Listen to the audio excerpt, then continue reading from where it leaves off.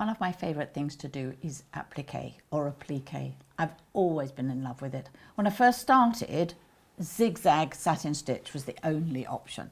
Then we moved on to buttonhole stitch.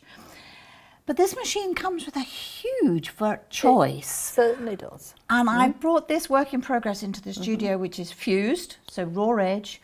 So tell me about some of the options that I could use, Jane. We've got 20 different applique stitches on here, so there's a huge range from slightly heavier weight ones to really light fine ones, depending on what you want to do. So we can find them all here. Under the applique section.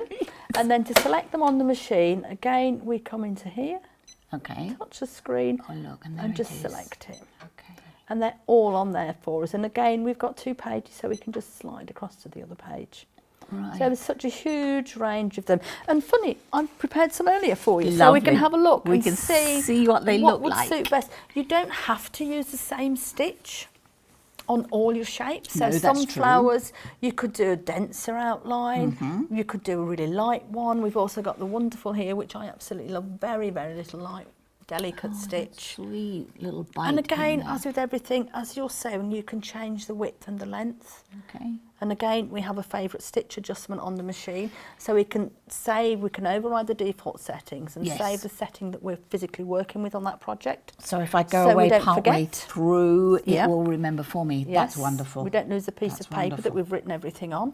And also the other one I love on here, you've got the tiny little, it's almost like a blind hem. Yes. And again, you can familiar with that. Really with the turned edges. Turned edges and invisible. But such a range of stitches. So we've got the light ones, we've got the standard, which we were all sort of quite familiar with now, aren't we? That's more like a little And these are all done, I mean, I know it's your sample, but you've done it with the same weight of thread throughout. So it gives a good view of kind of a good idea of what it's going to look like on here. Because with the applique, you don't always want that really heavy finish on there. You don't. And some of the flowers, it would be quite nice to look at using different stitches on different ones. And it gives it a lot more depth then.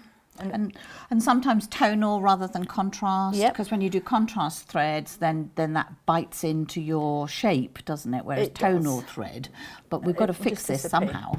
So, and I think it is just looking at the different stitches and maybe just experimenting with a few of them on it, just trying some that you may not normally use, because you've got such a selection with 20 stitches. Haven't you just? And you've got the variations of width and length involved in that as well. Almost endless. It's endless variations on there. I've got a couple here that have already been done. Here's some, again, it's very Blue Peter today, isn't it? So we've got some little appliqué shapes, and you can see there's 3 different types of stitches on there. So that's probably one we're most familiar with. Yeah, I was going to say sort of that one I can work with, satin stitch. More like a little satin stitch. And this one, if you look different, it's a longer. Almost like the little leg going, it's a double stitch going in there. That is sweet. So that's really nice. A bigger shape, be nice. And you can see with the same shapes and the same fabric, the different effects that you can get with it. Again, we've got some squares. Again, corners. 4 different types of stitch on there. So it just really gives you a good overview of what you can actually achieve with the different stitches that we've got built into the machine. So we've got some little octagons again. And again, you can look, we've got the cornering features on here, which we can have a quick look at in sewing applications I like this one. This is really sweet. There's just so many different variations that you can do. And there's nothing to stop you maybe combining a couple of them. Well, that's true. Just going with it. And that's a little finished sample here. Again, with the different stitches on each leaf. And then with the outline hand look quilting, just to really make it pop out. Oh, I could do that on here too. You could, yes. Okay. You could say. So applique, there's just such a whole raft of things you can do with it. There is, and I say, because you've got the ability on the machine then to alter the width and length. So I'm just going to, for argument's sake, we can see it. And you can see it altering on the screen, so we can make it wider. We can make it longer. So you can really, really personalise what you want to do. Yes, absolutely.